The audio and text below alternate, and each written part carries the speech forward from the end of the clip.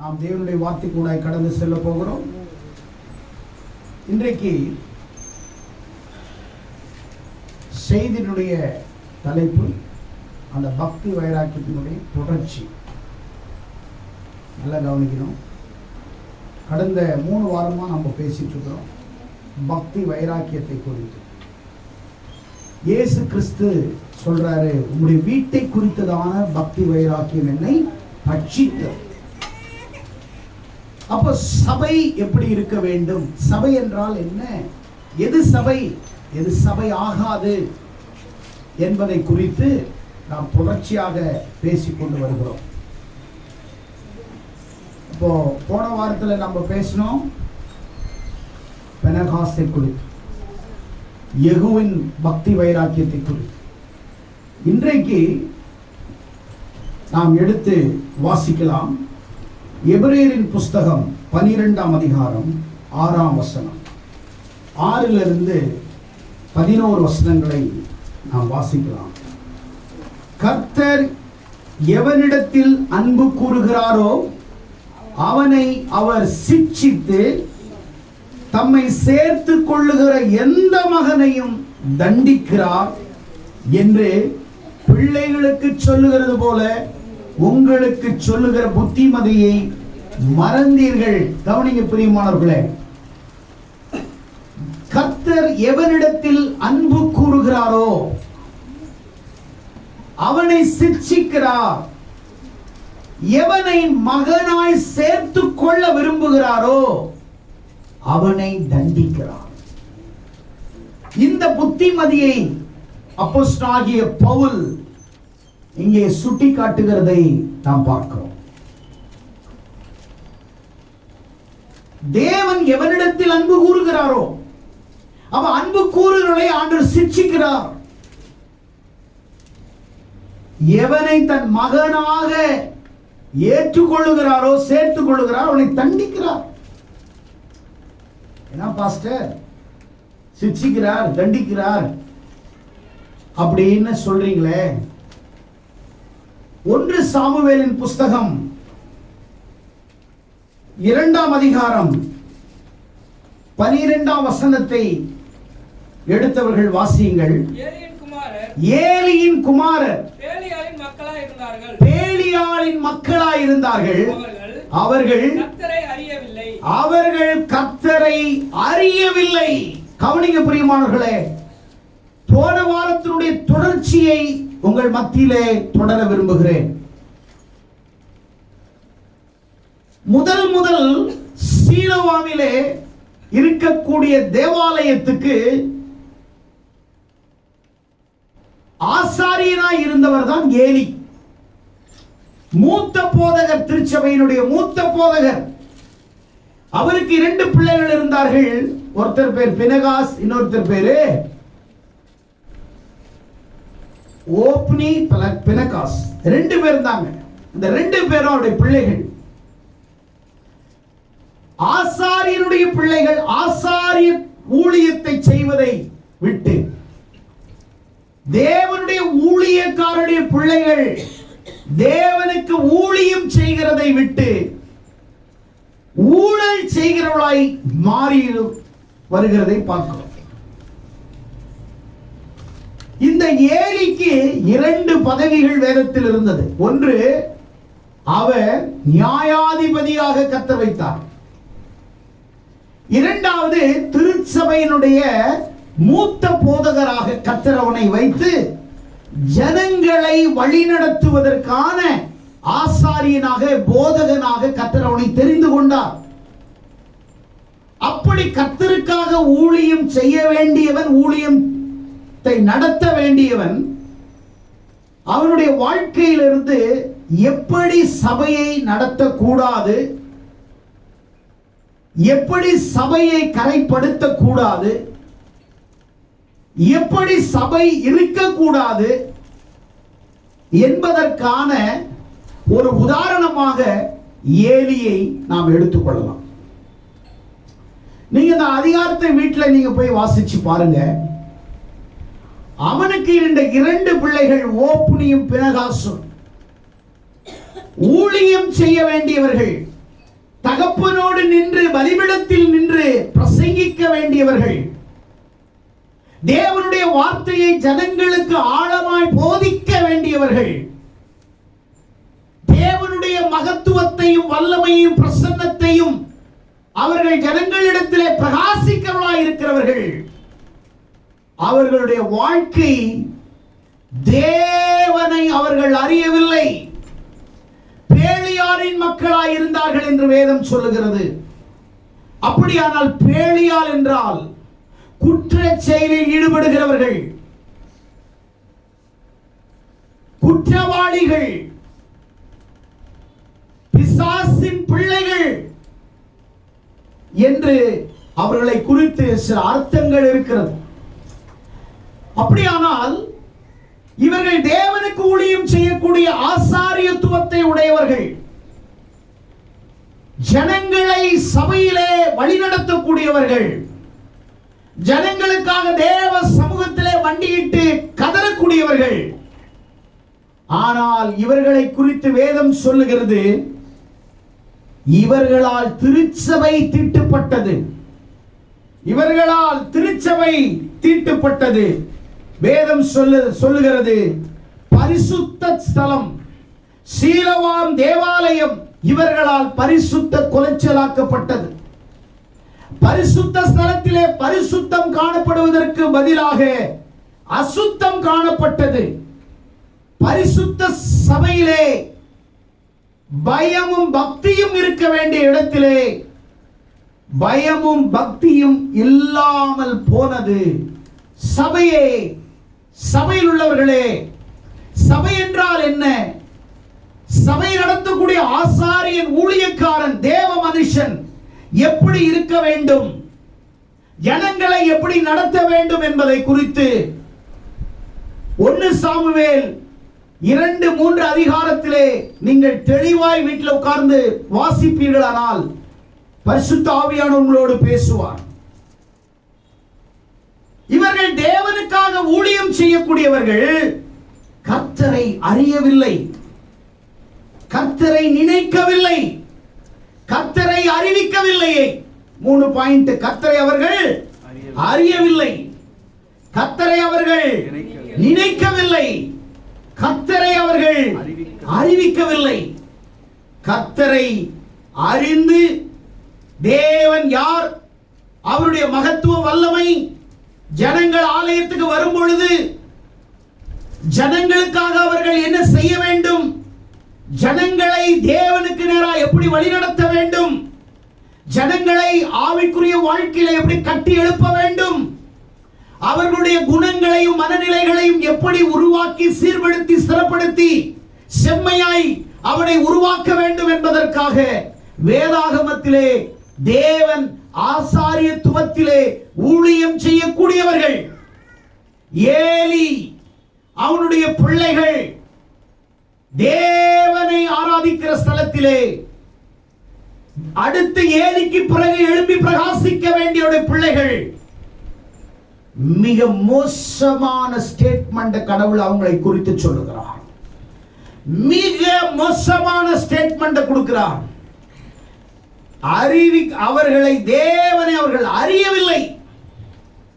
அறியாதவர்களை அறிவுக்குள்ளாக நடத்த வேண்டியவர்கள், தேவனை குறித்து சொல்லி தேவனை புகழ்ந்து தேவனுக்குள்ளாக ஜனங்களை வழிநடத்த வேண்டியவர்கள். ஆனால் இவர்கள் தேவனை குறித்து இவர்களுக்கே தெரியலையா. தேவன் யார், சபை என்ன, சபையின் பணி என்ன, சபையினுடைய முக்கியத்துவம் என்ன, சபையில் ஜனங்களுக்கும் தேவனுக்கும் உள்ள ஐக்கியம் என்ன, ரிலேஷன்ஷிப் என்ன, சபையில் ஜனங்களை எப்படி ஆவிக்குரிய வாழ்க்கையிலே கட்டி எழுப்ப வேண்டும் என்பதற்கான தேவன் இவர்களை வைத்தால் இவர்கள் தேவனை அறியவில்லை.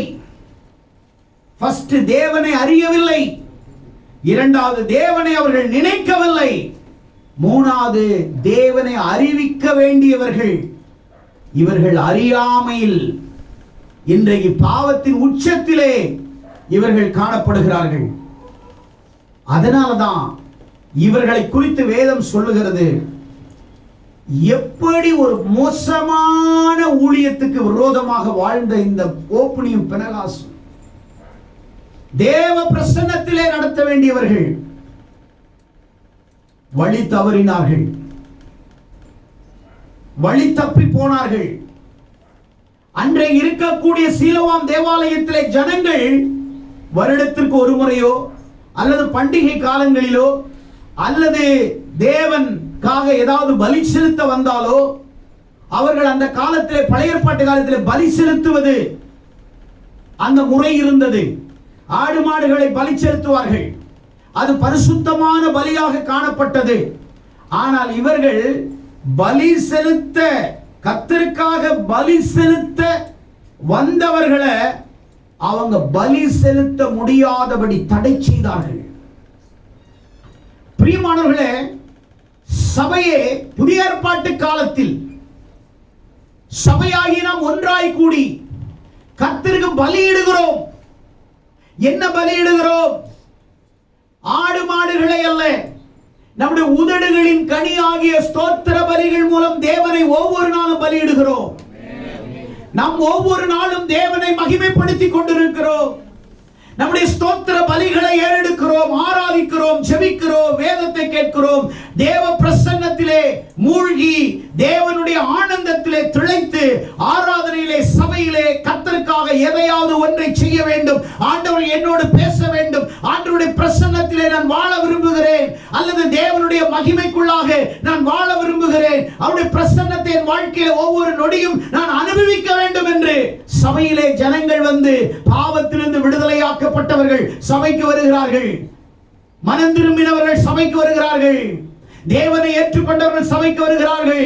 தேவனுடைய அற்புதங்களை கண்டவர்கள் சபைக்கு வருகிறார்கள். தேவனுக்கு பலி செலுத்துகிறார்கள்.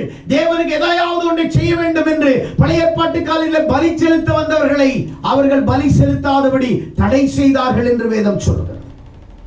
தடை செய்தார்கள். அதிகாரத்திலே நீங்கள் வாசிப்பீர்களானால் அங்கே தெளிவாக எழுதப்பட்டிருக்கிறது. 1 சாமுவேலின் புஸ்தகத்திலே அவர்கள் என்ன செய்தார்களாம்? பலி செலுத்த வந்தவர்களை அவர்கள் பலி செலுத்தாதபடிக்கு அவர்கள் தடை செய்தார்கள் என்று வேதம் சொல்லுகிறது. வாசித்து பாருங்கள். 2ஆம் அதிகாரத்திலே 1 சாமுவேல் 14 13 அந்த ஆசாரியர் ஜனங்களை நடப்பித்த விதம் என்னவென்றால், எவனாகிலும் ஒரு பலியை செலுத்தும் காலத்தில் இறைச்சி வேகும் போது ஆசாரியனுடைய வேலைக்காரன் 3 கூறுள்ள ஒரு ஆயுதத்தை தன் கையிலே பிடித்துக் கொண்டு, நல்ல கவனி, ஆசாரியனுடைய வேலைக்காரன், ஊழியக்காரனுக்கு வேலை செய்யக்கூடிய ஊழியக்காரன் ஒரு 3 கூர்மை உள்ள ஆயுதத்தை கையிலேந்தி பலி செலுத்தி ஆண்டவருக்காக கொப்பரையிலாவது பானையிலாவது சர்வத்திலாவது ஈட்டியிலாவது குத்துவான். அந்த ஆயுதத்தில் வருகிறதெல்லாம் ஆசாரியன் எடுத்துக் கொள்ளுவான். அப்படி அங்கே சீலோவில் வருகிற இஸ்ரவேலருக்கெல்லாம் செய்தான். கொழுப்பை தகனிக்கிறதற்கு முன்னே ஆசாரியனுடைய வேலைக்காரன் வந்து பலியிடுகிற மனுஷனை நோக்கி, ஆசாரியனுக்கு பொரிக்கும்படி இறைச்சி கொடு, பச்சை இறைச்சி கொடு, அவித்ததை உன் கையில் வாங்குவதில்லை. கவனிங்க, பலி செலுத்துற இடத்திலே ஆசாரியன் பலி செலுத்த வேண்டிய ஜனங்களுக்கு பாதுகாப்பு பக்கமாக இருந்து ஆதரித்து அங்கீகரித்து தேவனுக்காக வாழ வைக்க வேண்டியவன். பலியை செலுத்த வந்த ஜனங்கள் அவர்கள் பக்தியோடு பயத்தோடு தேவனுக்கு பலி செலுத்தும் பொழுது அவர்களை பலி செலுத்த விடாதபடி தடை செய்தார். அநேகர் இன்றைக்கு சபையிலே பலி செலுத்த வேண்டியவர்கள், புதிய ஏற்பாட்டு காலத்திலே ஸ்தோத்திர பலிகளை வாயினாலே செலுத்தக்கூடியவர்கள், தேவனுக்காக எதையாவது ஒன்றை செய்ய வேண்டும் என்று விரும்புகிறவர்களை ஆசாரியர்கள் எப்படி நடத்த வேண்டும், அவர்களை எப்படி பக்கமாய் இருக்க வேண்டும், அவர்களுக்கு எப்படி சத்தியத்தை அறிவிக்க வேண்டும், அவர்களை தேவனுக்குள்ளாக எப்படி நடத்த வேண்டும் என்பதை நீங்கள் முதலாவது அறிய வேண்டும். ஆனால் ஏலியின் பிள்ளைகள் பாவம் செய்தார்கள்.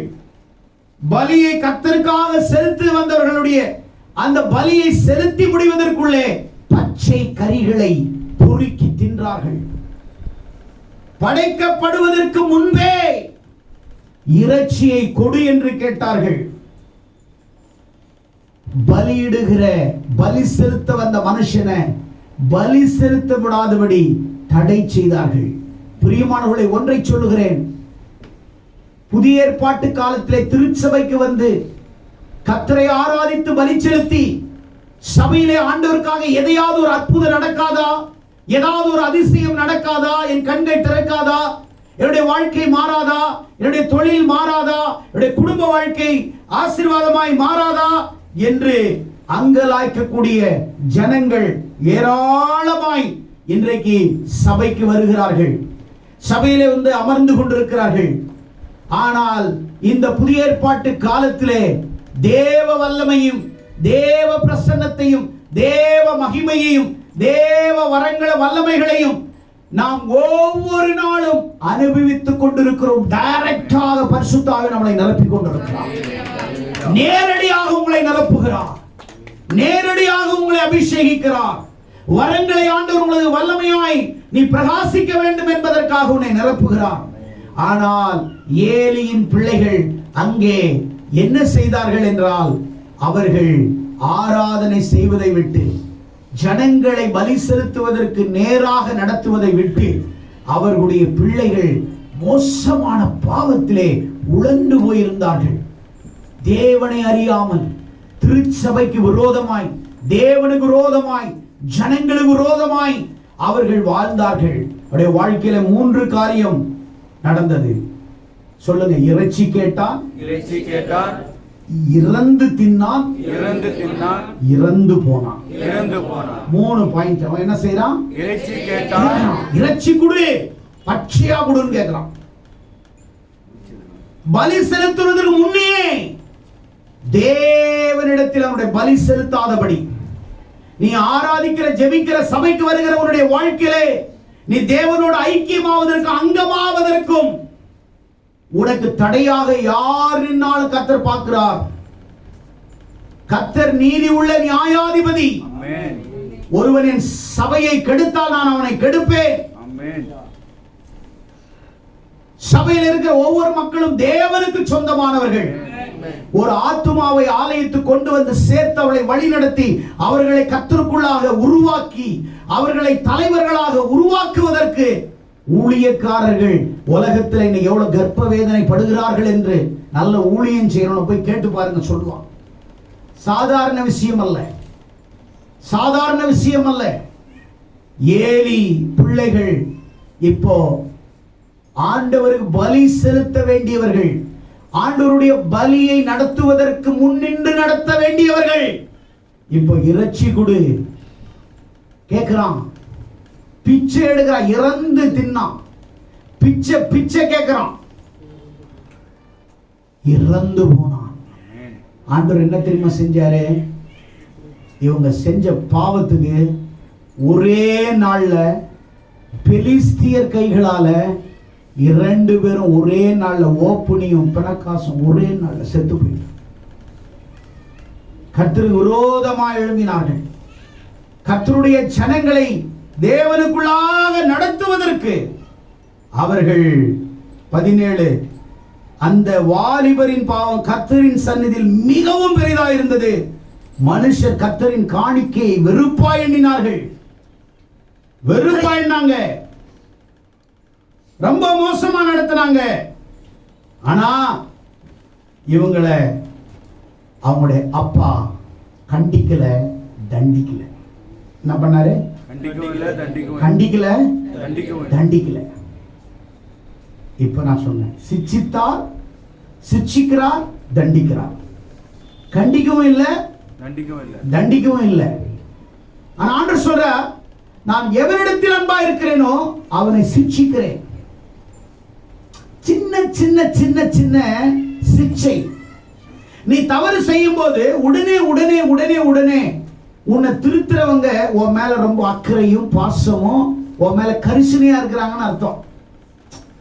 உன் மேல ரொம்ப அன்பா இருக்கிறவங்க, சின்ன தப்பு செய்யும்போது no no no no no this is wrong, செய்யக்கூடாது, தப்பு இது அப்படின்னு உடனே உடனே உடனே சொல்றாங்க. பாத்தியா, உங்க மேல கரிசனை உடையவர்கள், உங்கள் மேல் அக்கறை உள்ளவர்கள், உங்களை நேசிக்கிறவர்கள்.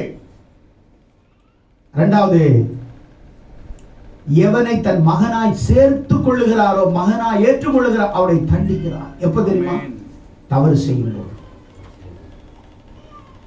தவறு செய்யும் போது, தவறி விழும்போது நம்மை ஆண்டவர் சிட்சிக்கிறார். ஆனால் இவன் தன்னுடைய பிள்ளைகளை அவன் நேசிக்கல. ஏலி தன் பிள்ளைகளை நேசிக்கல. நேசிச்சிருந்தா அவனுடைய பிள்ளைகள் தவறு செய்யறதை அவன் காதுக்கு போகுது. உன் பிள்ளைங்க எப்படி இருக்கிறாங்க தெரியுமா? ஏலி மிகுந்த கிழவனாய் இருந்தான். 22வது வசனம். 21ல ஏலி மிகுந்த கிழவனாய் இருந்தான். அந்த குமாரரை இஸ்ரவேலுக்கெல்லாம் செய்கிற எல்லாவற்றையும் அவர் ஆசாரிப்பு கூடாரத்தில் வாசலிலே கூட்டம் கூடுகிற ஸ்திரியோடு சைனிக்கிறதை கேள்விப்பட்டு அவர்களை நோக்கி, நீங்கள் இப்படிப்பட்ட காரியங்கள் செய்கிறது என்ன? இந்த ஜனங்கள் எல்லாரும் உங்கள் பொல்லாத நடக்கைகளை சொல்ல கேட்கிறேன். என் குமாரனை வேண்டான்னு சொன்னார். அவ்வளவுதான் சொன்னாரு. தண்டிக்கல, சிட்சிக்கல. கேள்விப்படுறேன் பாத்துக்கோ அப்படின்னு தான் சொன்னார். பதவியிலிருந்து தூக்கல, ஆசாரி பட்டத்துல இருந்து அவனை தூக்கல. நீ இப்படி அன்பிட்டு, நீ எது உதவாதவன் என் ஊழியத்தில் இருக்கக்கூடாது, என் சபை நாசமாயிடக்கூடாது, என் ஊழியத்தில் ஒரு டாட்டு கரை வந்துடக்கூடாது. தாம் பிள்ளைகளை அவன் தூக்கி எறியல, தாம் பிள்ளைகளை நேசிக்கல, தாம் பிள்ளைகளை தண்டிக்கல, தாம் பிள்ளைகளை திருத்தல, தாம் பிள்ளைகளை செஞ்ச தவறுக்கு தண்டனை கொடுக்கல. ஏன் தண்டனை கொடுக்க வேண்டாம்? கண்டிக்கல. எந்த சபை உன்னை சத்தியத்திலே கண்டிக்கிறதோ, எந்த சபை உன்னை வேத வசனத்தின்படி உன்னை போதிக்கிறதோ, வேத வசனத்தின்படி சிட்சிக்கிற மனுஷன் பாக்கியவான் என்று வேதம் சொல்லுகிறது. அவன் வேதத்தை கொண்டு சிட்சிக்க வேண்டும். ஆனா கேட்கிறது ஒரு கஷ்டமா இருக்கும். ஊழியக்காரன் உன்னுடைய நலனுக்காக அக்கறைப்பட்டு சொல்லும் பொழுது கேட்கும் போது அது உன்னால் ஏற்றுக்கொள்ள முடியாத தன்மையா இருக்கும். ஏற்றுக்கொள்ள மனநிலை பக்குவம் இல்லாம இருக்கும். உடைய பிள்ளை தவறு செய்யும் போது எந்த தாய் தகப்பனாவது விட்டுறாங்களா? சிட்சிக்கிறார்கள், கீழ்றாங்க. சில தாய் தகப்பன் பிள்ளைங்க தவறு செய்யும் போது பக்கத்துல கூப்பிட்டு தொடையை பிடிச்சு அப்படியே என்ன செய்வாங்க? கிள்ளுவாங்க. சும்மா கிள்ளுவாங்க. சிட்சை தவறு செய்யும் பொழுது உடனே சிட்சை கொடுக்கும் பொழுது பிள்ளை மாறிடும், திருந்திரும். அவன் எது செய்தாலும் தூக்கி நீ தலையில வச்சேன்னா கடைசியில குறுகிய காலத்துல நீ எப்படி தூக்கி அவனை தலையில வச்சியோ, அவனை எப்படி பார்த்தியோ, சீக்கிரம் 4 பேர் அவனை தூக்குற நிலைமைக்கு வந்துருவான். 4 சைடு நின்று அவனை தூக்கிட்டு போய் புதைக்கிற இடத்துக்கு வந்துருவான். உன் பிள்ளை தவறு செய்யும் போது, ஊழியத்தில் தவறு நடக்கும் பொழுது, சபைக்கு விரோதமாய் நீ எழும்பும் பொழுது, சபைக்கு விரோதமாய் குந்தகம் விளைவிக்கும் பொழுது, சபையில் இருக்கிற ஜனங்களை நீ தவறாய் நடத்தும் பொழுது, நீங்க நினைக்கலாம் எதுக்கு பாஸ்டர், சபையில் இருக்கிற ஒவ்வொரு விசுவாசியும் உனக்கு சொந்தமானவர்கள் அல்ல, இந்த பாஸ்டருக்கு சொந்தமானவர்கள் அல்ல, என் தேவனுக்கு சொந்தமானவர்கள். என் தேவனுக்கு சொந்தமானவர்களை நீ தவறான பாதையில் நடத்துறதுக்கு உனக்கு அதிகாரம் கிடையாது. உனக்கு அதிகாரம் கிடையாது. சபையில வர்றவங்கள, ஆராதிக்க வர்றவங்கள உன் முகத்தை தூக்கி காட்டுறது, அவனை பார்த்தவன சிடு சிடு சிடுன்னு பார்க்கிறது, அவனை பார்த்தவன விரோதியா பார்க்கிறது. ஏன் தெரியுமா? உன்னால ஒரு ஆத்துமா பாதிக்கப்பட்டு போறதல்ல, உன்னால ஒரு ஆத்துமா ஆதங்கம் பட்டாவே உனக்கு அழிவு வந்துருச்சுன்னு அர்த்தம். ஆதங்கம் படுறான். ஐயோ, நான் அநேகரை பத்தி நான் சபையில கேட்டிருக்கிறேன். பாஸ்டர் அவங்களை இவங்க எங்களை மேலங்கீழியும் பார்க்குறாங்க, எங்களை ஒரு மாதிரி பார்க்குறாங்க. என்கிட்ட நிறைய நியூஸ் வரும். நான் அவங்களுக்கு சொல்லுவேன், ஒன்றும் பிரச்சனை இல்லை, அவங்க பார்வையே அப்படிதான், அவங்க பார்வையே அப்படிதான் பார்ப்பாங்க, அவங்க ரொம்ப நல்லவங்க. ரொம்ப நல்லவங்க, உன்னால என் மூளையை நான் எவ்வளவு யூஸ் பண்ண வேண்டியதா இருந்தது பாருங்க. உன்னால என் அறிவை நான் எவ்வளவு, உன்ன மாதிரி என்ன அறிவு கட்டவனா இருந்தா நான் இந்த ஆத்மாவை இழந்துருவேன். நீ விரோதியா பாக்குற, நான் சிநேகிதனா பாக்குறேன். நீ அவனை மனுஷனா பாக்குற, அவனை நான் ஒரு ஆத்மாவா பாக்குறேன். நீ அவனை ஒரு சாதாரண ஆளா பாக்குற, நான் தேவனுடைய ராட்சியத்துக்குரியவன் பாக்குறேன். நீ விரோதியா பாக்குற, நான் தேவனுடைய பிள்ளையா பாக்குறேன். உன் பார்வைக்கும் என் பார்வைக்கும் அநேக வித்தியாசங்கள். கண்டிக்கல, கடிஞ்சு கொள்ளல, நீ செய்யறது தப்புன்னு சொல்லல, கேள்விப்பட்டம்பா பாத்துக்கோ நடந்துக்கோன்னு சொன்னான். மேல் பூச்சாக பூசினான். கடவுளை காட்டில் அவனுடைய பிள்ளைகளை அவன் மதிச்சான்னு, கனம் பண்ணா, மதிச்சான். கடவுளை காட்டிலும் அவன் ரொம்ப அந்த ஜனங்களை தங்கள் ரொம்ப மதிச்சான். 29வது வசனத்துல, நீ என்னை பார்க்கிலும் உன் குமாரனை மதிப்பானே ஆண்டவர் கேட்கிறார். டேய், நீ என்ன மதிக்கல, உன் பிள்ளைகளை என்ன மதிக்க சொல்லி கொடுக்கல. ஆனா நீ பாவம் செய்யறவன், அநியாயம் செய்யறவன், சபையில் இருக்கிற ஸ்திரீகளோட விபச்சாரம் செய்யறவன், சபையை தீட்டுப்படுத்துறவனோட உன் பிள்ளைங்க இருக்கிறாங்க. ஆனா அவனை நீ மேல் பூச்சாக பூசுற, சொல்லணும்னு சொல்ற. ஆனா நீ அவனை தண்டிக்கலையே, என்ன பார்க்கலாம் அவனை நீ மதிச்சியே, நீ கனம் பண்ணியே. ஆண்டவர் கேட்கிறாரு, நான் உன்னை சும்மா விட்டுற மாட்டேன். ஆண்டவர் சொல்றாரு, நான் உன்னை சும்மா விட மாட்டேன். நீ என்ன செஞ்ச தெரியுமா? என்ன பார்க்கலாம் உன் பிள்ளைகளை. ஆகையால் இஸ்ரவேலின் தேவனாகிய கர்த்தர் சொல்லுகிறதாவது, உன் வீட்டார் உன் பிதாக்களின் வீட்டார் என்றென்றைக்கும் என் சன்னதியில் நடந்து கொள்வார்கள் என்று நான் நிச்சயமாய் சொல்லியிருந்தோம். இனி அது எனக்கு தூரமாய் இருப்பதாக. என்னை கனம் பண்ணுவர்களை நான் கனம் பண்ணுகிறேன், என்னை அசட்டை பண்ணுவர்களை கனஈனப்படுத்துகிறேன்.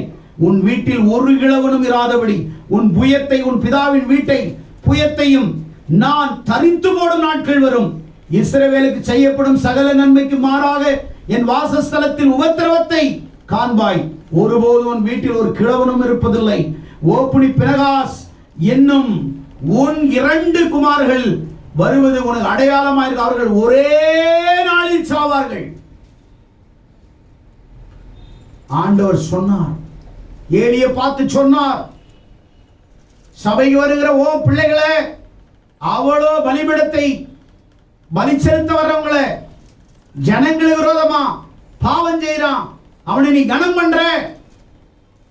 இன்னைக்கு சபையில நான் சொல்றேன், நீ சபையில ஒண்ணு பெருசா பெரிய பாவம் செய்யல, ஆனா சபையில இருக்கிற ஜனங்களை கூட உன் கண்களால பாவமா பாக்குற பாரு, உன் கண்களால பெருமையா பாக்குற பாரு, கனஈனமா பாக்குற பாரு, அப்படின்னு பாக்குற பாரு, துச்சமா பாக்குற பாரு.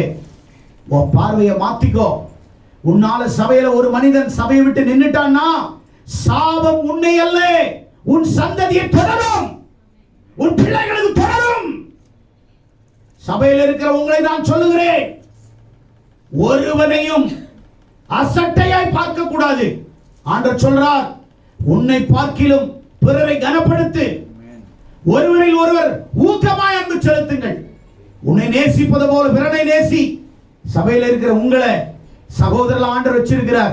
பல பின்னணி, பல ஜாதி, பல மதத்துக்கு முரணான இடத்திலிருந்து வந்திருக்கிறீங்க. ஒரு இடத்துல சங்கமமாகும் போது உங்களை சரியாக உருவாக்குவது சபையில் உள்ள தேவ ஆவியானவர், தேவ மனிதனை கொண்டு, ஊழியக்காரனை கொண்டு, வேதத்தின் மகத்துவங்களினாலே உங்களை சரியாக்கி சீர்படுத்தி சபையிலே உங்களை நிலைநிறுத்தி உங்களை சரியான பாதையிலே நடத்துவதற்கு தேவனுடைய வசனம், போதனை உங்கள் வாழ்க்கையை உருவாக்குகிறது. உங்களை உருவாக்குகிறது, உங்களை உருவாக்குகிறது, உங்கள் மனநிலையை மாற்றுகிறது, உங்கள் மனநிலையை சாதகமாக்குகிறது, உங்கள் மனநிலையை தேவனுக்கு முன்பாக உங்களை சரியாக்குகிறது என்பதை மறந்துவிடக் கூடாது. சபைக்கு வந்த பிறகுதான் உனக்கு மாற்றம். உன் வீட்டுல மாற்றம் கிடையாது. சத்தியத்தை கேட்க கேட்க கேட்க உன் மனம் மாறுகிறது. உன் மனதில் இருக்கிற குப்பை தூக்கி எறியப்படுகிறது. உனக்குள் இருக்கிற எல்லா அழுக்கையும் பரிசுத்த ஆவியானவர் வேத வசனத்தை கொண்டு தினந்தோறும் கிளீன் பண்ணி அனுப்புறார். சண்டே கிளீன் பண்ணி அனுப்புறார். உங்களை சண்டே ரீசார்ஜ் பண்ணி அனுப்புறார். உங்களை புதிதாக்கி அனுப்புகிறார். உடைய மனநிலையை மாற்றுகிறார். உடைய வார்த்தையை உங்களை மாற்றுகிறார். அட சொன்னார், அவன் இறைச்சி கேட்டான், இறந்து தின்னான். அவன் கடைசியில 2 பேரும் என்ன செஞ்சாங்க? இறந்து போயிடுறாங்க. ஏன்? எபிரேயர் 12ஆம் அதிகாரம் 6ஆம் வசனத்துல எவனை தேவன் அன்பு செலுத்த அவனை சிச்சிக்கிறார். பாஸ்டர் உங்களை கூப்பிட்டு கேட்கிறாருன்னா, நீ செய்யறது சரியில்லைன்னு கேட்கிறாருன்னா, உன்னை அன்பு செலுத்துகிறதுனால் சொல்லுகிறான். உன் அப்பா உன்னை சரியா நீ எந்த தப்பு செஞ்சாலும் கேட்கலன்னா, உங்க அப்பா உன்னோட மிகப்பெரிய கேடி அவன். அதனாலதான் உன்னை கேட்க மாட்டேங்கிறான். உங்க அப்பா சரியா இருந்தா உன்னை கரெக்ட் ஆகுவான். அநேக தாய் தகப்பன் தன் பிள்ளைகளை தவறான பாதையில் நடத்துகிறார்கள். ஏலியை போல தவறான பாதையில் நடத்துகிறார்கள். தவறானதை சொல்லிக் கொடுக்கிறார்கள். மனநிலைக்கு சம்பந்தமானதை அவர்கள் சொல்லிக் கொடுக்காமல், குணங்களை சொல்லிக் கொடுக்காமல், அவர்கள் தேவனுக்கு விரோதமாய் வாழுவதற்கு சாபமான வார்த்தைகளை சொல்லிக் கொடுக்கிறார்கள். சாபமான காரியங்களை சொல்லிக் கொடுக்கிறார்கள். ஆண்டவர் சொன்னார், உன் பிள்ளையை நடத்த வேண்டிய வழியிலே அவனை நடத்து, முதிர் வயதில் அவன் விடாதிருப்பான். நீதிமொழி 23:13-14 சொல்றாரு, பிள்ளைகளை தண்டியாமல் விடாதே, அவன் பிறம்பினால் அடித்தால் அவன் சாகான். உன் பிள்ளை தவறு செய்யும் பொழுது நீ உடனே கண்டிக்கணும், உடனே சொல்லணும், நீ செஞ்சது தப்புன்னு சொல்லணும். நட்புலையும் அப்படிதான். எல்லாத்தையும் அட்ஜஸ்ட் பண்ணக்கூடாது. எல்லாத்தையும் பச்சை சிரிப்பு சிரிச்சு அவங்களோட பழகக்கூடாது. கரெக்ட்னா கரெக்ட், தப்புனா தப்பு. வெட்டு 1 துண்டு 2. நல்லவங்களோட எவனும் இருக்க மாட்டான், கெட்டவனோட மொத்த பேரும் இருப்பான். நாம ஸ்பெஷல் ஃபர்ஸ்ட் கிளாஸ்ல போறவங்க கொஞ்சம் சீட்டு தான் இருக்கும். ஃபர்ஸ்ட் கிளாஸ்ல போறவங்களுக்கு கொஞ்சம் சீட்டு தான் இருக்கும். ஆமென். எக்கனாமிக்ல போறவங்களுக்கு சும்மா 800 பேர் உட்கார்ந்து இருப்பாங்க. நினைச்சுக்காத, நீ ஃபர்ஸ்ட் கிளாஸ்ல போயிட்டு இருக்க, ஃபர்ஸ்ட் கிளாஸ்ல டிராவல் பண்ணிட்டு இருக்க. கொஞ்சம் பேர் தான் இருப்பாங்க பிரித்தெடுக்கப்பட்டவங்க. கூட்டமா வருவாங்க சபைக்கு, ஜே ஜே ஜேன்னு இருக்கும், ஜே ஜே ஜே ஜேன்னு இருக்கும். ஆனா ஜெயம் பெற்றவங்க 1-2 தான் இருப்பாங்க. கொஞ்சம் சொல்ப ஜனம், சொல்ப ஜனம், கொஞ்சம் பேரு தான். எல்லாத்தையும் பார்த்து ஏமாந்துறாத சொல்றான். பிள்ளையை கண்டித்து உணர்த்தி நடத்த வேண்டியவன் கண்டிக்காம விட்டதுனால அவன் தகப்பனை மதிக்கல. ஒன்னு சொல்றேன், குழந்தைகளை நல்ல ஒழுக்கத்தோடு ஒழுங்கா வளர்க்கணும். குழந்தைகளை ஒழுக்கத்தோடு ஒழுங்கா வளர்க்கணும். ஒன்று, உங்க வார்த்தையால அவங்கள ஒழுங்குபடுத்தணும். உங்க வார்த்தையால ஒழுங்குபடுத்தணும் அல்லது உங்க வாழ்க்கையால அவங்கள ஒழுங்குபடுத்தணும். பேசி ஒழுங்குபடுத்தணும். சைலண்டா இருந்து உங்க வாழ்க்கையை பார்த்தா ஒழுங்காகும். ஆமென். அல்லேலூயா. சும்மா எனக்கு நீ கதை ஊர் கதையை சொல்றது உன் பிள்ளைய வளர்க்காத. கரெக்ட்னா கரெக்ட் சொல்லி கொடு. சரியானவன் சரியானதை சொல்லுவான், தவறானவன் தவறை மட்டும் சொல்லுவான். அவனுக்குள்ள என்ன இருக்குதோ அதை தான் எடுத்து கொடுக்க முடியும். அவனுக்குள்ள என்ன கிடக்குதோ அதை தான் அவன் டீச் பண்ண முடியும். நமக்குள்ள தேவன் இருக்கிறான், நம்மளுக்குள்ள வார்த்தை நிரம்பி இருக்கிறது, பரிசுத்த ஆவியான வார்த்தை நிரம்பி இருக்கிறது, வசனம் இருக்கிறது. நம்மளுடைய பாத்திரத்துல தேவன் மகிமைப்படுகிற வார்த்தைகள் கொட்டி கிடக்குது. அதை தான் நான் சொல்ல முடியும். இல்லாததை என்னால சொல்ல முடியாது. நடத்த வார்த்தையால ஒழுங்குபடுத்து அல்லது உன் வாழ்க்கையால ஒழுங்குபடுத்து. ஆமென். எத்தனை பேர் விசுவாசிக்கிறீங்க? ஏசப்பா வார்த்தையாலும் சொன்னார், வாழ்க்கையாலும் நடந்து கொண்டார்.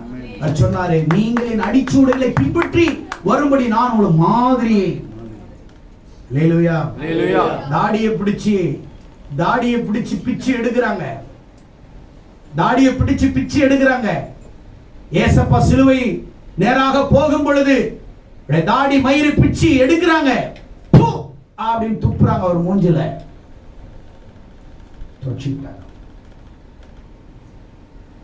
தாடி மயிறு பிடிச்சு இழுக்கும் போது அவர் சொல்றார், அமைதியா இருக்கிறார். வேதம் சொல்கிறது, சத்தமிடாத ஆட்டுக்குட்டியை போல வாயை திறவாத ஓபன் பண்ண. தலையில கொட்டுறாங்க, கண்ணை கட்டிட்டு அடிக்கிறாங்க. உன்னை அடிச்சவன் யார் சொல்ல முடியுமா? அவருக்கு தெரியாதா? தெரியாதா? தெரியாதா? பிரசங்கி எடுத்துக்கோங்க. பிரசங்கி நிறைய பேர் சொல்றது, எங்க அப்பா பேர் வச்சார் எனக்கு. என் அம்மாரி 6ஆம் அதிகாரம் பிரசங்கி 6:10. டக்குனு வாசிங்க. பிரசங்கி 6ஆம் அதிகாரம் 10ஆம் வசனம். இருக்கிறவன் எவனும் தோன்றும் முன்னமே, இருக்கிறவன் எவனும் தோன்றும் முன்னே பேரிடப்பட்டிருக்கிறான். பேரிடப்பட்டிருக்கிறான். அவன் மனுஷன் என்று இருக்கிற நீங்க, நீ பிறக்கிறதுக்கு முன்னாடியே உனக்கு பேர் வச்சுட்டாரு. கையை தட்டுங்கய்யா.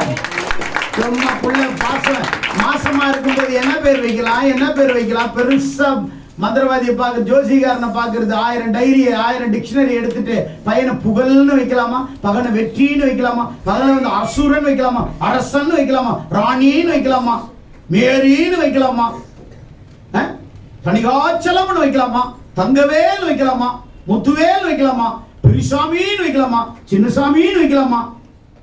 டிஸ்கஸ். யோ, உன் பேரை நீ பெத்ததுக்கு அப்புறம் தான் பேர் வைக்கிற. நீ பிறக்கிறதுக்கு முன்னே உனக்கு பேர் வச்சுட்டாரு. கையை தட்டு. உனக்கு பிறக்கிறதுக்கு முன்னாடியே பேர் வச்சுட்டாரு. ரோஷனா அப்படின்னு வச்சுட்டாரு. உன் பேரை அவர் வச்சுட்டாரு. அப்பவே புதுசா ஒண்ணு உங்க அப்பா வைக்கல, அவர் வச்சுட்டாரு. தோன்று முன்னே பேரிடப்பட்டிருக்கிறான். எத்தனை பேர் விரும்புறீங்க? அல்லேலூயா. நீ பிறந்த பிறகு ஆனா பொண்ணா பார்த்த பிறகு தானே வைக்கிற. இல்ல வயிற்றுல குழந்தை இருக்கும்போது கேட்கிறேன், கலைச்செல்வி, கலையரசன் பிறந்துட்டா மாத்திர முடியுமா? இல்ல கலையரசன் பிறந்துகிட்டு இல்ல கலைச்செல்வி இருந்து கலையரசன் வச்சுட்டா பிறந்தது கலைச்செல்வி. எதுனா கலையரசன்? எப்போ உனக்கு கல்யாணம் ஆகணும், எப்போ குழந்தை பிறக்கணும், யாருக்கு பிறக்கணும், எப்போ கல்யாணம் எப்படி ஆகணும், எல்லாம் ப்ளூ பிரிண்ட்ல அவருக்கு எப்போ பார்த்துட்டேன்.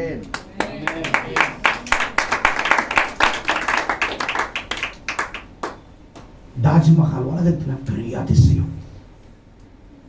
தாஜ்மஹால பிளான் பண்ணாம கட்டினாங்களா இல்ல கட்டிட்டு பிளான் பண்ணாங்களா? சொல்லுங்க.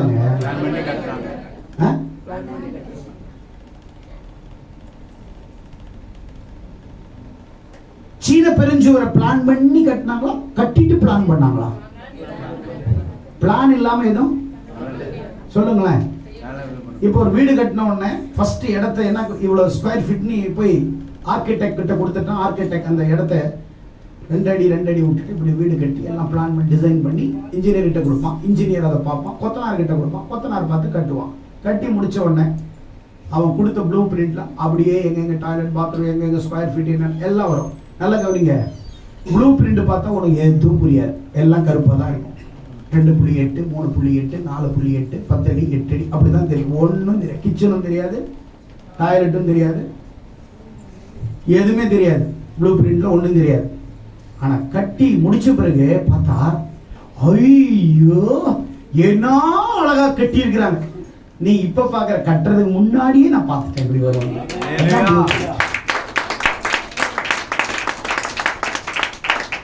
நீ ஜான்சனை வந்து ஒரு மாதிரி பாக்குற.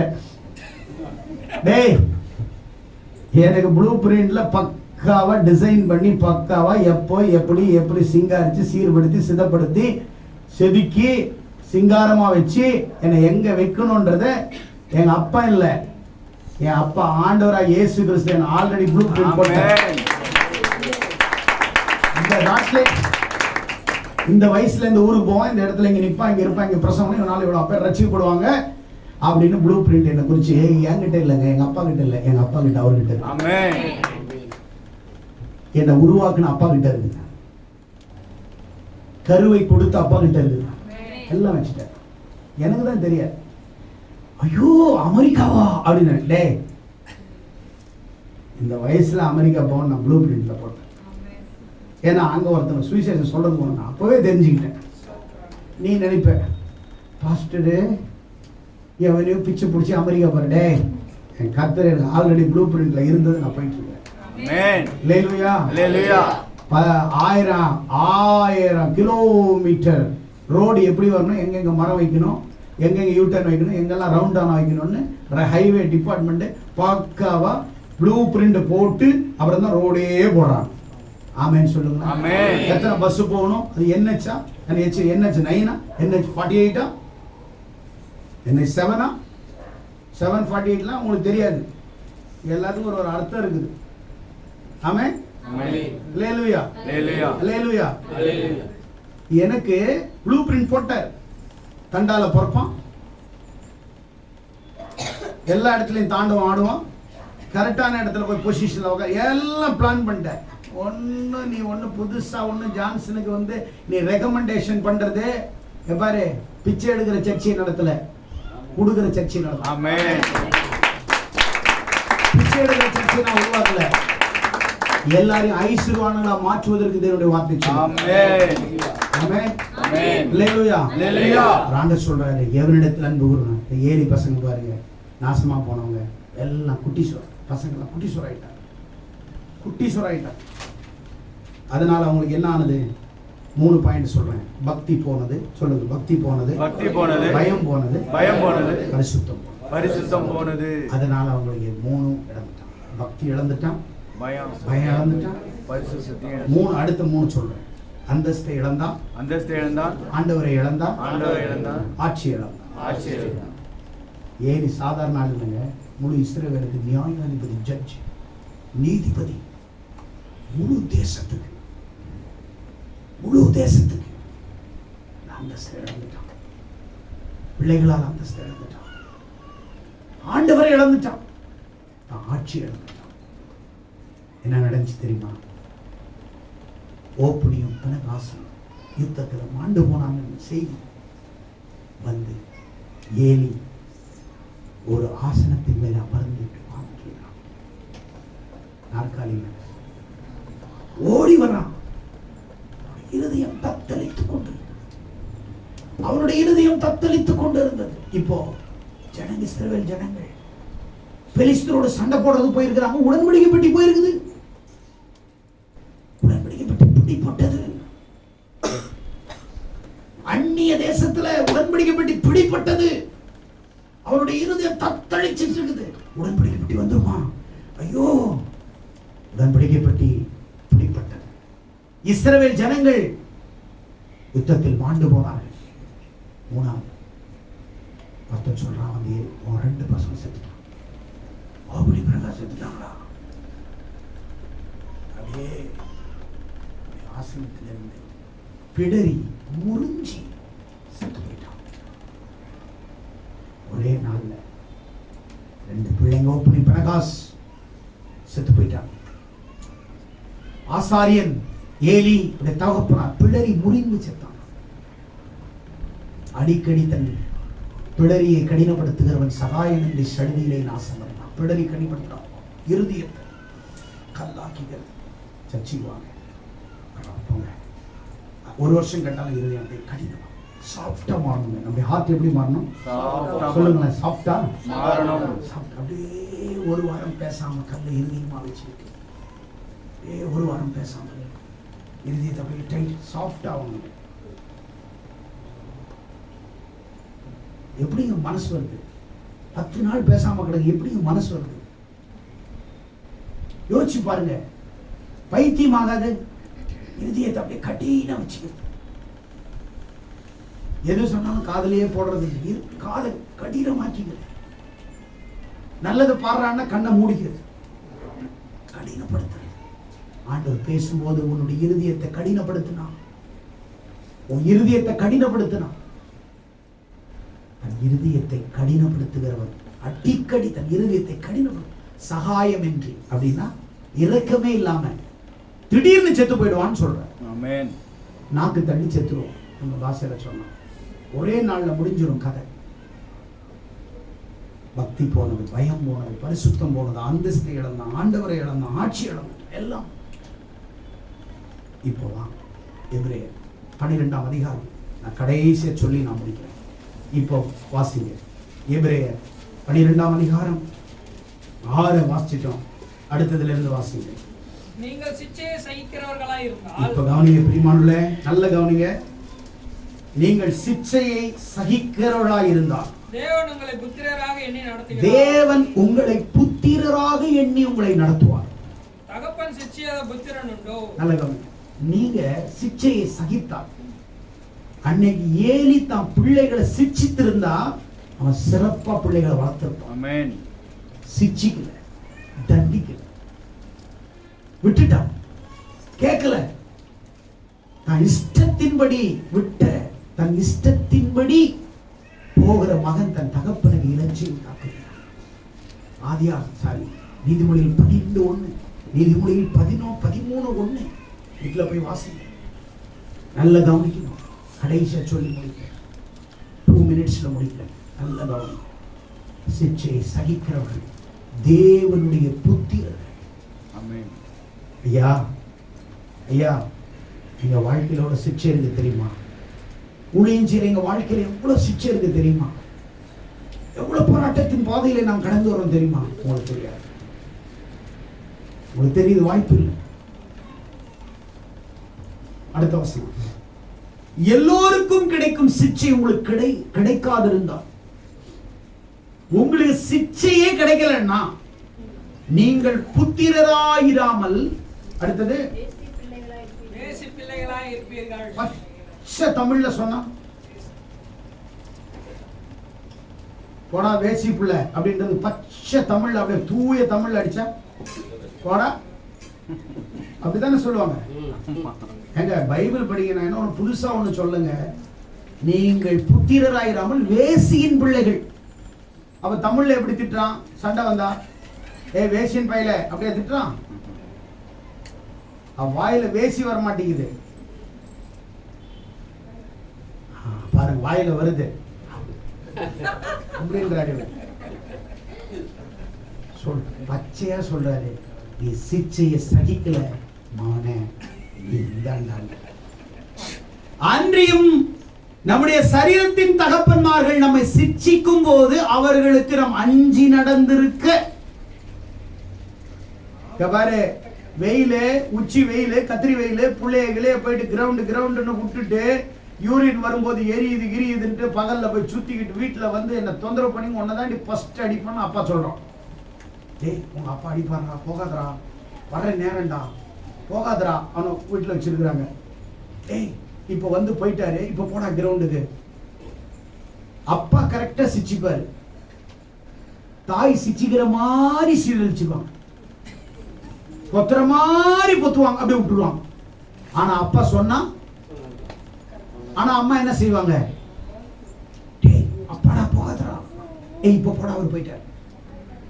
சிச்சிக்கிற மாதிரி சிச்சிக்கிட்டு அப்புறம் விட்டுருது. கரெக்ட் தானே? உன் பிள்ளை தப்பு செய்யும் போது, அப்பா அடிக்கும் போது அம்மாவுக்கு கேட்கறது உரிமை இல்லைன்னு நான் சொல்லல, நீ கேட்க கூடாது. அவர் சிச்சிக்கும் பொழுது, அடிக்கும் போது, எதுக்கு என் பிள்ளைய அடிக்கிற? அவருக்கு என்ன வேற யாருக்கிட்ட பெத்த? என் பிள்ளை எதுக்கு அடிக்கிற? ஐயோ அது என் பிள்ளை இல்லையா? அப்போ அழகா பேசணும். நீங்க சில தாய்மாருங்க பிள்ளைங்களை அடிச்சா, ஐயோ என் பிள்ளைய அடிக்கிறது உனக்கு அவ்வளவுதான் சொல்லிட்டேன்.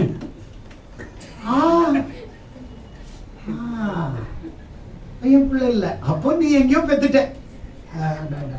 லேட்டா தானே சொல்றேன்னு நீங்க சொன்னீங்கன்னா செத்து சுண்ணாம்பு ஆயிடுவார். அதே மாதிரி தாய் பிள்ளைகளை சிரிச்சிட்டு அடிக்கும் போது அப்பா வந்து பிள்ளையண்டி அடிக்கிற அப்படின்னு கேட்பார். அவர்கள் சிக்ஷிக்கும் பொழுது அவர்கள் துணையா இருங்க. நீங்க சிக்ஷிக்கும் பொழுது, ஏன்னா 2 பேருக்கும் போதும். அப்பா அம்மா அப்பாவை பாசம் இல்லைன்னு சொல்லி கத்து கொடுக்குறாங்க. டேய், பாசம் இல்லைன்னா உன்னை பெற்று ஆளாக்கி படிக்க வச்சு உன்னை தோலுலையும் மார்புலையும் வச்சு உன்னை தாளாட்டி சீராட்டி நான் வளர்க்கலையா? அப்பாவுக்கு வந்து பாசம் இல்லைன்னு கிடையாது. நீ தின்னுட்டு குந்தாணி மாதிரி வீட்டில் உட்காந்துருக்கிற பாரு, அவர் வெயிலில் போய் சுற்றி சுற்றி சுற்றி வெள்ளையா இருந்தவர் கருப்பா மாறி,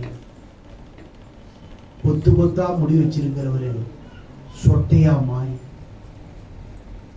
அழகா இருந்தவர் அழகெல்லாம் மாறி, உன்னையும் உன் பிள்ளையும் படிக்க வைக்கிறதுக்கு கஷ்டப்படுறாரு, வெயிலையும் காட்டிலையும் மழையிலையும்.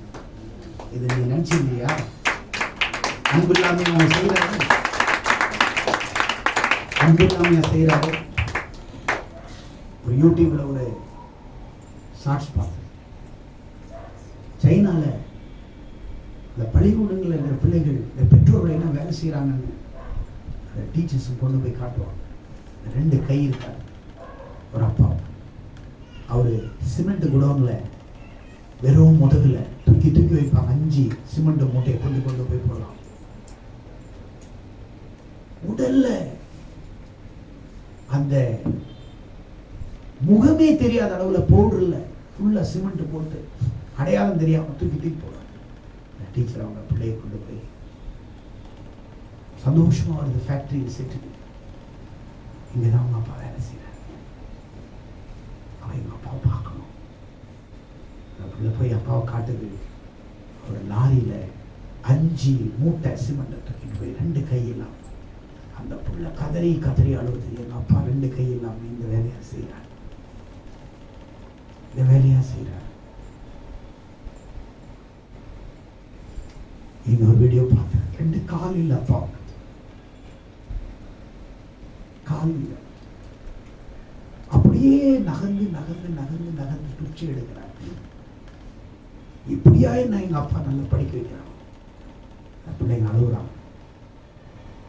எந்த தாயும் தகப்பனும் பெத்த பிள்ளைக்கு விரோதம் பண்ண மாட்டாங்க. எந்த தகப்பனும், எந்த தாய். அவங்க சொல்றது 10 மாசம் சுமந்து பெத்தவளுக்கு எனக்கு தானே அருமை தெரியும், உனக்கு என்ன தெரியும். அந்த 10 மாசத்தை சுமக்கிறதுக்கும் பாதுகாக்கிறதுக்கும் செலவு பண்றதுக்கும் பத்திரமா வச்சுக்கிறதுக்கும் ஹாஸ்பிட்டல் கொண்டு போறதுக்கும் கேட்ட தீனி வாங்குறதுக்கும் கொடுக்கறதுக்கும் எனக்கு இப்ப புளியாங்காயா சாப்பிடணும். புளியாங்காய் வாங்கி கொடுத்தவனுக்கு தான் தெரியும்.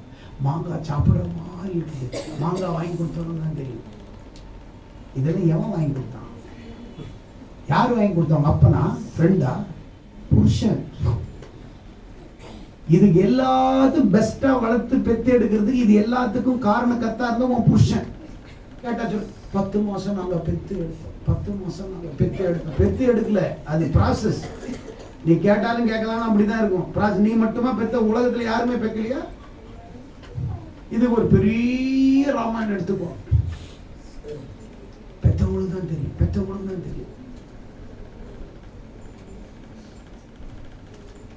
ஒரு ஷார்ட்ஸ்ல பார்த்தேன். ஒரு புருஷன் பொண்டாட்டி 2 பேருமே போவாங்க. பொண்டாட்டி கேட்பா, எங்க இவர் உங்க முன்னாள் காதலி தானே? ஆமா. அப்படியே பார்த்த உடனே மனசுல அப்படியே பொங்குது. சீ, அவன் கிடக்குறா அப்படின்னு சொல்லிட்டு போவான். கொஞ்சம் தூரம் அம்மான்னு ஒரு குழந்தை விழுந்து, அந்த பொண்ணுடைய குழந்தைக்கு ஐயோ அடியே புள்ளைய பார்த்துடி அப்படின்னு போய் புள்ளைய தூக்கும். மூஞ்சியே பார்க்கலன்னு இந்த பொண்டாட்டி கேட்ப, மூஞ்சியே பார்க்கலன்னு இது என்னன்னு கேட்பேன். பட்டவங்களுக்கு தான் தெரியும் கஷ்டம். நல்ல கவனிக்கணும். பைபிளை ஒழுங்கா முறையா கண்ணை திறந்து படிங்க. அன்றியும் நம்முடைய சரீரத்தின் தகப்பன்மார் நம்மை சிட்சிக்கும் போது அவர்களுக்கு நாம் அஞ்சி நடந்திருக்க, நாம் பிழைக்கத்தக்கதாக ஆவிகளின் பிதாவுக்கு வெகு அதிகமாய் அடங்கி நடக்க அல்ல வேண்டுமா? அப்பா நம்மளை சிட்சிக்கிறது எதுக்கு? நம்ம நன்மைக்கு. ஆனா நம்முடைய பரமபிதாவாகிய தேவன் நம்மள நன்மைக்குள்ள பரலோகத்திற்கே தயாராக்குறார். நம்மள அருமையா வடிவமைக்கிறார், பயன்படுத்த விரும்புகிறார். அல்லேலூயா. அன்றியும் தங்களுக்கு நலம் என்று தோன்றியபடி கொஞ்ச காலம் சிட்சித்தார்கள். நல்ல கவனிங்க. உங்க பிள்ளைங்களை எவ்வளவு காலம் நீங்க சிட்சிக்க முடியும்?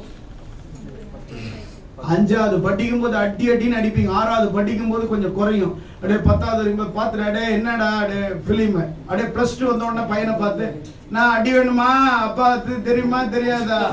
அப்படியே காலேஜ் வந்த உடனே சொல்லுவாங்க, சொல்லி வையும் பையன்கிட்ட பேச மாட்டாங்க. அதுக்கப்புறம் தெரியல, ஒரு மாதிரி பாக்குறான். பொண்டாட்டியை போய் மிரட்டுறது. இவங்களுக்கு தில்லு கிடையாது, பசங்களை போய் மிரட்டுறது. ஆனா 5 வயசுல அடிச்சு தோய்க்கிறது, 6 வயசுல அடிக்கிறது. டேய் என்னடான்றது. அதே காலேஜ்ல போகும்போது உன் பையன் செய்யறது சரியில்லை, ஒழுங்கா சொல்லி சொல்லிட்டேன் நான். ஒன்று அவன் வீட்டில் இருந்தால் நான் வெளியில் போயிடணும். அது ஏன் அப்புறம் உன்னால ஏன் அது அப்புறம் நீ உன்னால் சிச்சிக்க முடியல? உன்னால் ஏன் போய் ஃபோர்ஸ் பண்ண முடியல? உனக்கு பயம் கொன்னுடுவான். நீ அடிச்சுன்னா அவன் 2 ஷாட் அடிப்பான். லேலுயா. நீ 4 அடிச்சுன்னா 6 அடிப்பான் அவன். அவன் இருக்கிற அது வேற. அவனுக்கு நீங்க எல்லாம் கத்து கொடுத்துறீங்க பிளாக் பெல்ட் அது இதுன்னு. நமக்கு ஒண்ணும் தெரியாது. ஹூ அப்படின்னா கீழே விழுந்துருவோம். நம்ம என்னதான் சிச்சித்தாலும் ஒரு காலம் வரைக்கும் தான். நீ ஒரு லெவலுக்கு மேல நீ அடிக்கும் போது புள்ள கை ஓங்கிட்டான்னு வச்சுக்கோ, நீ சாகர வரைக்கும் அதுக்கப்புறம் முகத்துல முளைக்க முடியாது. அமைதியா உட்கார்ந்துருக்கணும். உன் மரியாதை போயிடும். அப்படிதானே? ஆனா நல்ல கவனி, உனக்கு கட்ஸ் இல்ல. அவனை காலேஜ் படிச்சாலும் அவனை உட்கார வச்சு பேசுறது உனக்கு கட்ஸ் கிடையாது. ஏன்னா பயம். உருவம் படிச்சுட்டான், வேலைக்கு போயிட்டான், சம்பளம் தர மாட்டான். நல்ல கவனிங்க, இவரோ நம்முடைய பரிசுத்ததற்கு நாம் பங்குள்ளவர்களாகும் பொருட்டு நம்முடைய பிரயோஜனத்துக்காக சிட்சிக்கிறான். நம்முடைய பிரயோஜனத்துக்காக. கரங்களை தட்டுங்க ஐயா. நம்முடைய பிரயோஜனத்துக்காக நம்மை சிட்சிக்கிறான். பரிசுத்தத்துக்கு ஏசப்பா நம்மள பிறந்ததுல இருந்து சாகிற வரைக்கும் நம்மள டெய்லி சிச்சிக்கிறாரு, டெய்லி பேசுறாரு. சரி தப்புன்னா தப்புன்றார், கரெக்டா பண்றார். ஏன்னா நம்முடைய நமக்கு பிரயோஜனமானதுகளை அவர் சிட்சிக்கிறார். எந்த சிட்சையும் தற்காலங்களில் சந்தோஷத்தை காணாமல் துக்கமாய் காணும். ஆகிலும் பிற்காலங்களில் அதில் பழகினவர்களுக்கு அது நீதியான சமாதான பலனை தரும். கரங்களை தட்டி ஆண்டவர். ஏலி அப்போவே அந்த பசங்களை கரெக்ஷன் பண்ணியிருந்தா இன்னைக்கு ஏலி பசங்க மிகப்பெரிய ஊழியக்காரங்களா இருந்திருப்பாங்க. ஆள் விட்டுட்ட. உங்க பிள்ளைகளை சபைக்கு வராம ஃபர்ஸ்ட் வரமாட்டேங்கிறான். ஆட்டி போட்டு வெளுத்து கூட்டு வந்து உட்கார வைக்கணும். உன்னால முடியுமா?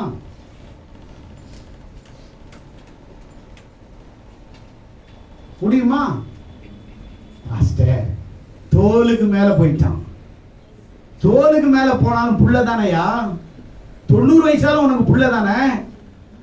உனக்கு உரிமை இல்லையா அவனை உருவாக்குறதுக்கு? அவனை கரெக்ட் பண்றதுக்கு உனக்கு சிட்சிக்க முடியாதா? உனக்கு அதிகாரம் இல்லையா? ஏன் உனக்கு ரைட்ஸ் இல்லையா? ஏசப்பா நம்மை சாகிற வரைக்கும் நம்மளை சிட்சிப்பார், பிரயோஜனம் நம்மளை தண்டிப்பார், தவறு செய்வன் தண்டிப்பார், கரெக்டாக்குவார், கரெக்ஷன் பண்ணுவார். வாழ்க்கையில ஏலி பிள்ளைகளை போல சபையை கெடுக்கிறவங்களா இருக்க நீங்கள் தேவனுக்கு பிரியமானவர்களாக நீங்கள் இருக்கிறீங்க. எத்தனை பேர் விசுவாசிக்கிறீங்க? கரங்களை தட்டி ஆண்டவர் மகிமைப்படுத்தும். அந்த பிள்ளைகளை சபைக்கு வராம நீங்க அங்க விட்டுட்டு வந்தீங்கன்னா எங்களுக்கு ஒண்ணு இல்லை தாயே. உங்கள் பிள்ளைகளை நல்லா யோசிச்சு பாருங்க. உங்க பிள்ளைகளை குழந்தை பருவத்திலிருந்து சர்ச்சில் வளர்த்திருந்தா உன் பிள்ளை இன்னைக்கு நிலைச்சிருந்திருக்கும். உன் பிள்ளை உனக்கு பக்கபலமா இருந்திருப்பான், தேவனுக்கு பிரியமா இருக்கும். உன் பிள்ளைய சபையில அண்ணால் தான் பிள்ளைய கொண்டு வந்து சபையில விட்டான். அதே சர்ச்சில் சின்ன பையன் கர்த்தருக்கு பிரியமா இருக்கிறான். ஆனா அதே சபையில இருக்கிற ஏலியின் பசங்க மோசமா இருந்தான், கெட்டவங்களா இருந்தான், பேலியாளின் பிள்ளைகளா இருந்தாங்க. அவங்க வாழ்க்கையில ஒண்ணை மட்டும் நான் சொல்ல விரும்புறேன். ஆண்டவருடைய சமூகத்துல அவங்கள சிச்சையும் கண்டிப்பையும் சந்தோஷமா ஏற்றுக்கொள்ளுங்க. பாஸ்டர் சொல்றது உங்களுக்கு இப்போதைக்கு கஷ்டமா தான் இருக்கும். அது வேண்டாம்னா அதுதான் எனக்கு வேணும், எனக்கு வேண்டாம் அதுதான் வேணும், சரி எடுத்துக்கோ. கொஞ்ச நாளுக்கு அப்புறம் தான் தெரியும் அது ஆடு இல்லை, உன்னை கடிக்க வந்த ஓநாய். கற்பனையா கல்யாணம் பண்றாங்க சினிமாவை பார்த்து. அது மாதிரியே தான் நம்ம இருப்போம். கல்யாணம் பண்ணதுக்கு அப்புறம் பாருங்க, இவங்க விஜய் படம் ரஜினி படம்லாம் பார்த்துட்ட உடனே இவங்களுக்கு ஒரு ஆர்வம். அவர் கல்யாணம் பண்ணோன்னா உடனே ஒரு வீடு கட்டிடுவார், ஒரு பங்களா வாங்கிடுவார், போய் கப்பலில் போவார், ஃப்ளைட் வாங்கிடுவார். இப்போ இவங்களுக்கு அப்போ ஒருத்தனை கல்யாணம் பண்ணால் நம்ம இப்படி வருவோம், இப்படி கற்பனையில் சரி அப்படி இருப்போம் இப்படி இருப்போம். பண்ணதுக்கு அப்புறம் பாருங்க பண்ணி குடிச்ச மாதிரி உட்காந்துருக்கோம், எங்கேயும் போகணும். அப்புறம் அக்கப்போர் டக்கப்போர். இன்ஜின் ஸ்டார்ட் ஆகாது, ஆஃப் ஆகிடும், பெரிய பிரச்சனை. நான் சொல்கிறேன், எதிர்பார்ப்போடு போகாத, எதையுமே எதிர்பார்க்காத. அழகாக இருக்கும் வாழ்க்கை. நீ எதிர்பார்ப்போடு போயிட்டு உனக்கு நடக்கலைன்னா உனக்கு கூடி குறுகி உனக்கு வியாதி வந்து செத்து போயிடுவேன். என்னதான் நடந்தாலும் நடக்கட்டும், ஏசப்பா எனக்கு இருக்கார், எனக்கு அவர் பக்கபலமாக இருப்பார், என்ன பாதுகாப்பார். அந்த எண்ணத்தில் நீங்கள் போய் பாருங்கள், உங்கள் வாழ்க்கை வளமாக இருக்கும், உங்கள் வாழ்க்கை ஆசீர்வாதமாக இருக்கும். எத்தனை பேர் விசுவாசிக்கிறீங்க? எத்தனை நாமே உங்களை ஆசீர்வதிப்பாராக. God bless you.